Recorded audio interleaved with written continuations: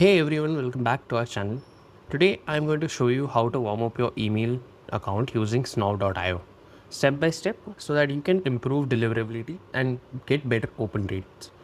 Now, in our previous videos, we have spoken about email automation, but we have not yet discussed on how to improve the open rate or how do we ensure that our email lands in the inbox of our prospects.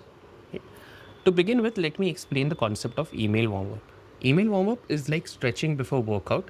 It preps your sender reputation so email providers trust you.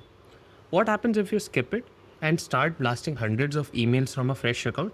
Is well, you're basically telling Gmail and Outlook, hey, I am a spammer, and they will believe you, they will flag you, and they will even blacklist you. So, what we're going to see today is how to avoid that using Snov.io.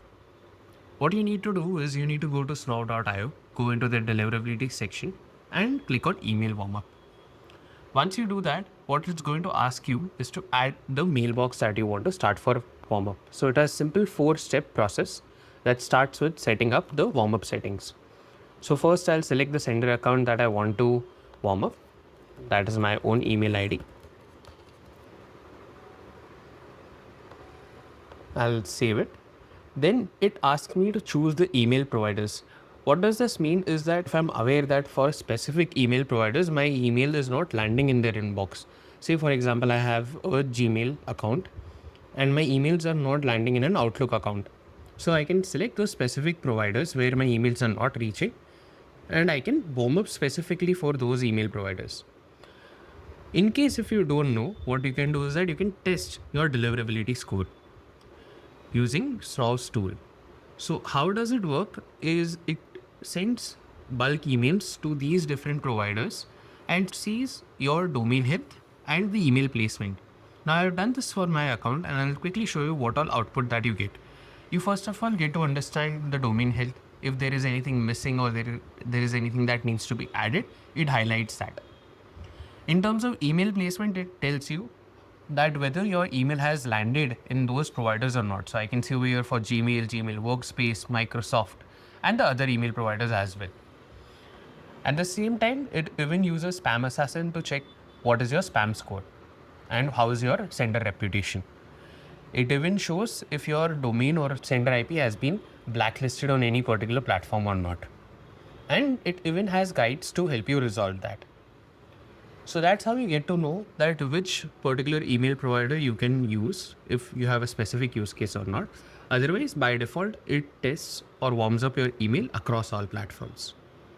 Next is premium sender pool. This means that if you want your emails to be sent to only business email accounts, then you can do that. Reply rate. This is wherein you can mention that what sort of a reply rate would you expect or would you want during the warm up. Ideally, it is kept at 30%, but you can change this and have it increased to say 40%. That's completely up to what you want. Right? Campaign deadline, this is ideally kept at 1 year by default, but what is recommended is you have at least for 30 days or for 2 months. So I can put this for say September 30th and I can go ahead. Next, there is an optional setting wherein you can choose the schedule of when this email should go out.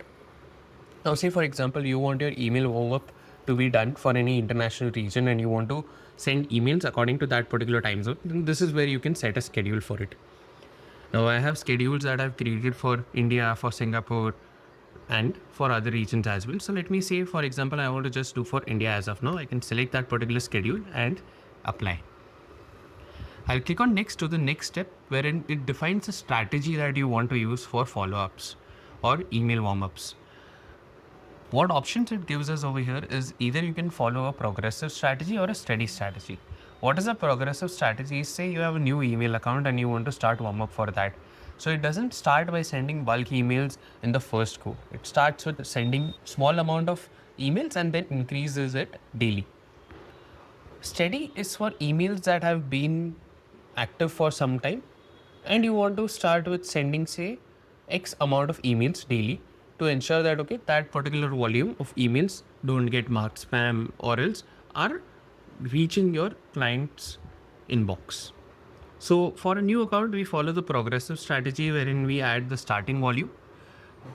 What we recommend is go ahead with there default settings that are there, but you can obviously increase this based on your requirements or based on how you want it to go. So starting volume, let's keep it as 2. We want to increase it daily as 2. And what they even recommend to reach as a daily sending goal is 40. Now, we know that Gmail, if it's a normal account, then you can send up to 100 emails on a daily basis, or if it's a fresh account, then 100 is the limit that Gmail has kept. What I would want over here is, instead of just reaching a goal of 40, I would think of having the goal as say 50. Okay, this I can change, modify again as to how do I want my email to do or run email campaigns at scale. Once you have that strategy in place, you can click on next and think about what is the content that you want to put out. Do you want it to be AI powered content, or do you want it to be specific? So if I have my email drafts created, then I can go ahead with the specific drafts and I can input my subject line and draft over here. And if I want AI powered, what Snov does is it creates a sample for you. And if you don't like this, what you can do is that you can generate another email as well and go ahead with it. So when I click on next, after having my content set up, I'll get a complete overview of how it will be running. So here there's an entire graph that shows that from now till the time it ends, how many emails will it reach. Based on this, if I want to again edit the campaign settings or the warm-up settings, then I can do that. Otherwise, this is good to go. And all we'll do then is click on start to have the email warm-up active. And over here in the email warm-up section, you will be able to see the exact stats for this. So when you click on your account, you'll be able to see that how many emails are scheduled for that particular day. If there are any emails that are sent, that will get reflected over here. If there are any emails that are landing in spam, then that will also get reflected over here. So this is how the email warm-up on Snov works. And if this video has helped you in terms of understanding the concept of email warm-up and how it can work for you, please do like and subscribe to our videos. If you want more clarity, if you have any questions, please drop a comment and we would be grateful to answer that. Thank you so much for watching this video. We'll be showcasing more tools through which you can do email warm-up in the next videos.